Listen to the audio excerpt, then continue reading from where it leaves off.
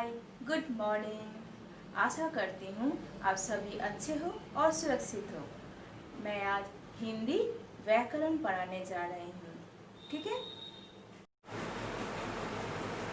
तो बच्चों, आज मैं आप लोगों को पेज नंबर 5 फर्स्ट चैप्टर का समझाऊंगी।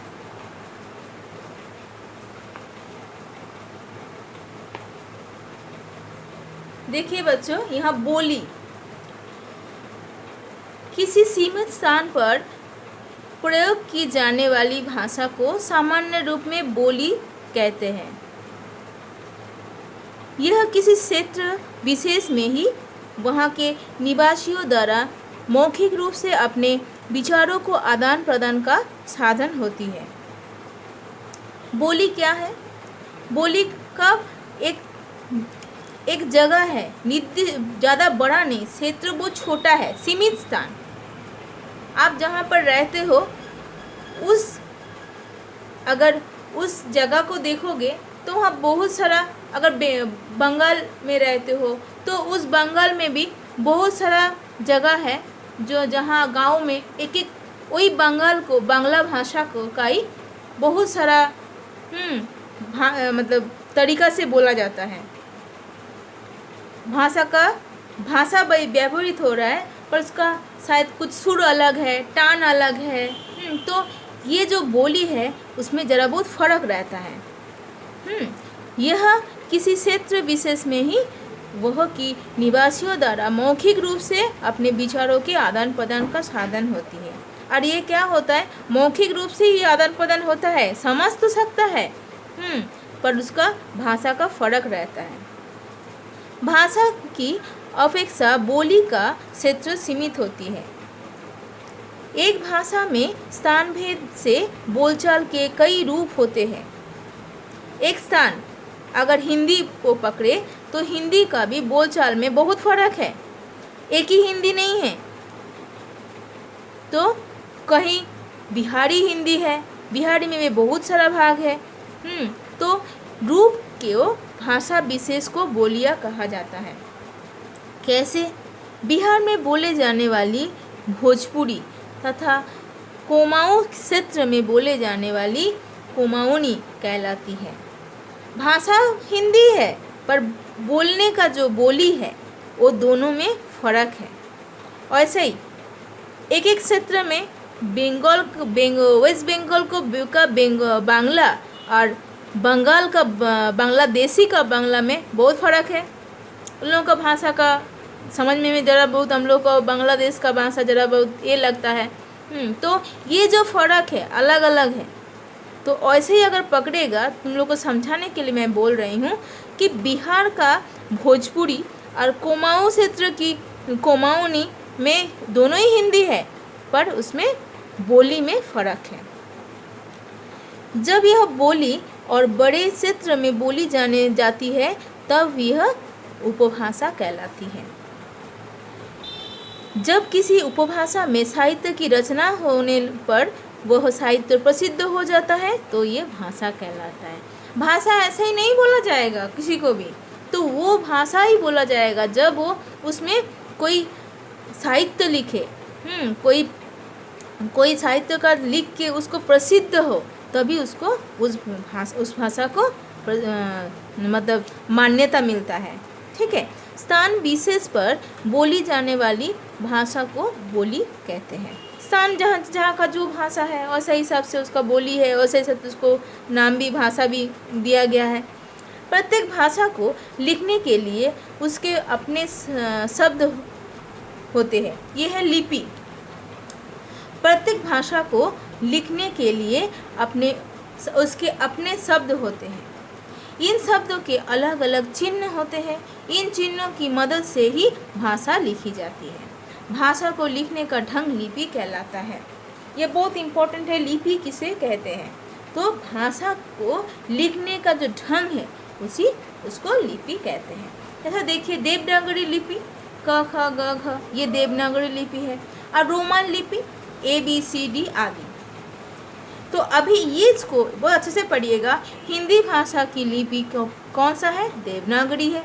अंग्रेजी भाषा की रोमन, उर्दू की फारसी, पंजाबी भाषा की लिपि गुरुमुखी है।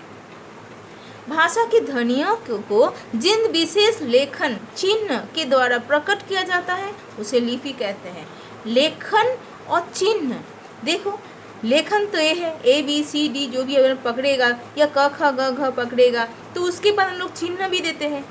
उसके बाद क्या होता है, वो एक लिपि बन जाता है, उसी को लिपि कहते हैं। तो लेखन और चिन्ह के द्वारा प्रकट किया जाता है उसे लिपि कहते हैं। तो भाषा की ध्वनियों को जिन विशेष लेखन चिन्हों के द्वारा प्रकट किया जाता है उसे लिपि कहते हैं। देवनागरी लिपि के विशेष विषय में महत्वपूर्ण तत्व, इसको जरा आप लोग समझ जाओ। देवनागरी लिपि में अधिकतर ध्वनियों को लिखा जा सकता है। संस्कृत, भोजपुरी, नेपाली आदि भाषाओं को देवनागरी लिपि में ही लिखते हैं। एक ध्वनि के लिए एक ही वर्ण संकेत, जो वर्ण का नाम वही ध्वनि का नाम। उच्चारण में सूक्ष्मतम भेद को भी प्रकट करने का क्षमता। मुख, साइलेंट, वर्ण नहीं, बहुव्यापकता। तो ये है उसका महत्वपूर्ण तत्व देवनागरी लिपि का ऊपर। अभी आ गया हम व्याकरण।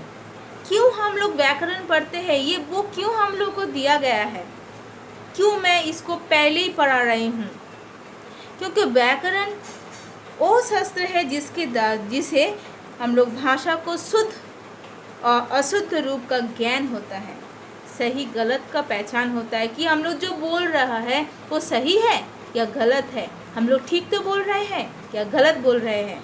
तो इसका ऊपर ये व्याकरण को बनाया गया है। व्याकरण की सहायक से हम शब्द, वाक्य आदि का सही उच्चारण करते हैं तथा शुद्ध लिखते हैं। उच्चारण भी होते हैं और शुद्ध लिखते भी हैं। व्याकरण के सही ज्ञान के बिना हम शुद्ध बोल, लिख या पढ़ नहीं सकते। भाषा में शुद्धता लाने के लिए जिन नियमों का पालन किया जाता है वे व्याकरण के अंतर्गत आते हैं। तो जो नियम कैसे करना है, कैसे इसको लिखना है, ये सब कुछ कौन बताते हैं हम लोग को? व्याकरण बताते हैं। तो व्याकरण वह शास्त्र है जिससे हम किसी भाषा के शुद्ध व अशुद्ध रूप का ज्ञान होता है। व्याकरण के अंग, व्याकरण का देखिए 3 अंग है। वर्ण विचार, शब्द विचार, वाक्य विचार। इसमें वर्ण विचार, इसमें हम वर्ण के उच्चारण, प्रकार तथा उनके पढ़ने लिखने के ढंग आदि का अध्ययन करते हैं। वर्ण विचार में हम लोग को क्या पता चलता है, क्यों हम लोग वर्ण विचार को पढ़ेंगे, इसके बारे में हम लोग को लिखने पढ़ने का जो ढंग, ये सब हम लोग को अध्ययन करने से पता चलेगा। ये बताता है वर्ण विचार। शब्द विचार, इसके अंतर्गत हम शब्दों के रचना, प्रकार तथा उनके शुद्धता आदि का अध्ययन करते हैं। वाक्य विचार, इसमें हम वाक्य की रचना, प्रकार, प्रयोग, शुद्धता, विराम चिन्ह आदि का अध्ययन करते हैं। सिर्फ बोलते जाते नहीं होगा, कहीं भी स्टॉप होना है। कहीं भी हम लोग क्या करते हैं, क्वेश्चन करते हैं, प्रश्न करते हैं, तो हम लोग वहाँ क्या बैठाता है, प्रश्न का मार्क बैठाते हैं। तो ये सब जो है हम लोग को कौन बताता है, ये वाक्य विचार, ये व्याकरण, ये हम लोग का व्याकरण बुक, किताब। तो बच्चों आप लोग इसको अच्छा से घर में इस पेज 5 को पढ़िए। ओके। तो बच्चों आप लोग सभी इसको लिख के अभ्यास कीजिए। ओके।